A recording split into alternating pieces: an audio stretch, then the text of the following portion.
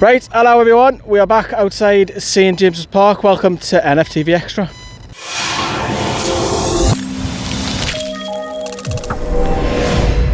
NFTV Extra. Yeah, hello everybody, me and Johnny have been watching the under-23s. Johnny, for a long time, this is the first time you watched them for a while. Yeah, it has been. I think the last time was probably when the under-23s played Sunderland's first team all those many moons ago in the Papa Johns. That wasn't that long ago. No, but it seems a long time ago, but it's pride of place, wasn't it, when we walked past it in there in all its glory. It shows where they've come along, hasn't it, where Sunderland have in the last couple of years. Well, very happy memories just literally just around that corner. We won the charity game as well, very recently as well, so yeah, happy place for us Geordies of recent times. But let's crack on with it. This is the match reaction. We'll go into it. The lineup, Elliot Anderson was in the crowd tonight, 4-2-3-1 as per usual. Talk me through the first half, Johnny. It was pretty boring, wasn't it? Poor from both teams, if we're being honest. Just there wasn't a real spark in the game. There was one moment early on in the first half where Sunderland's number 9 literally went through about 3 or 4 of our players, and yeah, he should have scored. Like, gets a pass or two centre half too. I thought we were better in the second half, which we'll come on to. But in the box, you've got to be scoring. Dan Langley comes out, narrows the angle, but puts it wide, and that was a bit of a let off. But it didn't take Sunderland long to really grow into the game. I think it's probably half an hour's a bit of a turning point, wasn't it? Yeah, it took us a while to try and get it in the game, and then did we score in the second half, didn't we? No, we went 1-0 down, didn't we? Scored. Against, what do you say? No, it wasn't against Runner Play. I think they probably shaded. I said to you, didn't I? Yeah. I think they probably shaded the first half. And obviously Newcastle went a little bit quiet. It was a good crowd here, probably 600, 700 crowd of Geordies here, probably just a little bit more than the home side. But half time was that was the change, because the tempo went up a little bit, didn't it? It did. The goal from Sunderland was poor from Newcastle though. It was a corner, and it's just basic, isn't it? Yeah, I think it's Ryan Barrett in it from the corner. Yeah, like it's a flick on at the front post, manages to beat his man at the far post, the Sunderland player put in right in the bottom corner, no chance for the keeper. But yeah, you're right, Lee. The second half is when really Newcastle got into the game, and I said to you in the first half, I thought Newcastle were better technically. You could see that they had a bit about them. It was just stepping up that extra gear, and maybe they just needed a bit of a bollocking at half time from the manager, and just going, well, come on, let's show what you're made of. You got fans watching you now, you don't want to let them down. And it didn't take long for Newcastle to get back into the game. It didn't. Funny enough, it was a former Mackham. He used to be on the books, Jay Turner Cuckoo.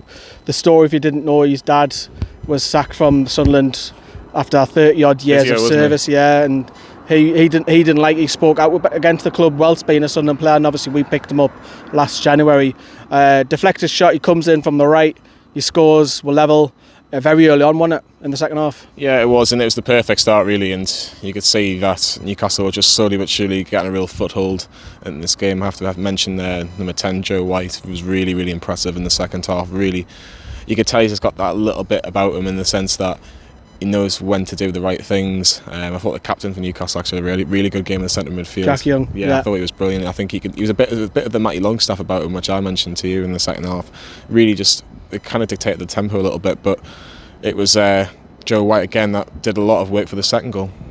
He did, and I think the goals came pretty much very quick and concession, didn't they? So talk me through that second goal, because I can't even remember. I'm not going to lie. Well, Joe White obviously picks the ball up, and I've got it on camera. Yes, yeah. I can remember. Yeah, he's breaking through, then he plays at Adam Wilson, and then it's a great finish in it, bottom corner. Yeah, it's a fantastic finish, and that's the sort of goal you expect when you're in that sort of position. It was kind of almost like a 4-on-3, 3-on-2, if I remember rightly, and it's drilled bottom corner, no chance for the Sunderland goalkeeper.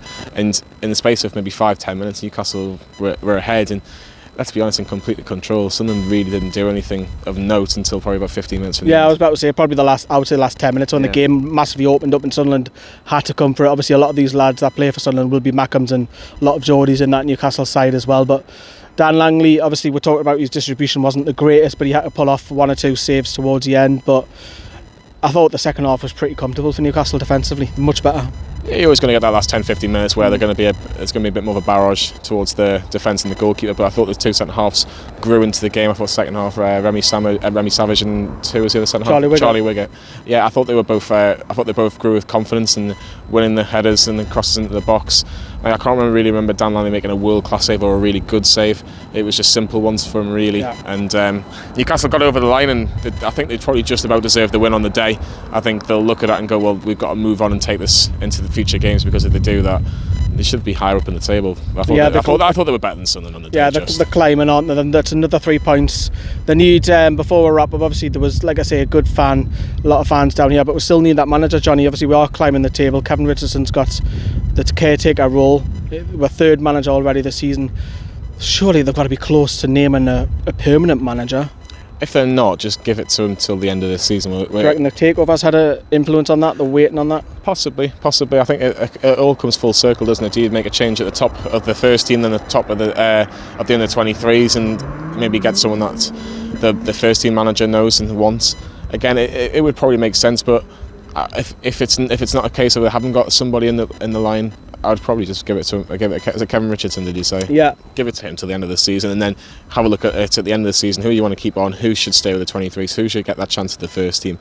And then kind of start again. I think this season for Newcastle in all age groups, it's really right. Get through this season, try and impress, and try and stay at the football club, because the plans that the football club has under these new owners are huge, and you want to be a part of it. My arm is shaking because my arm's aching now. But yeah, have a look at on the main channel. We've got a vlog as well for you on NFTV. But yeah, cheers everyone from the Stadium of Light. Ta-da.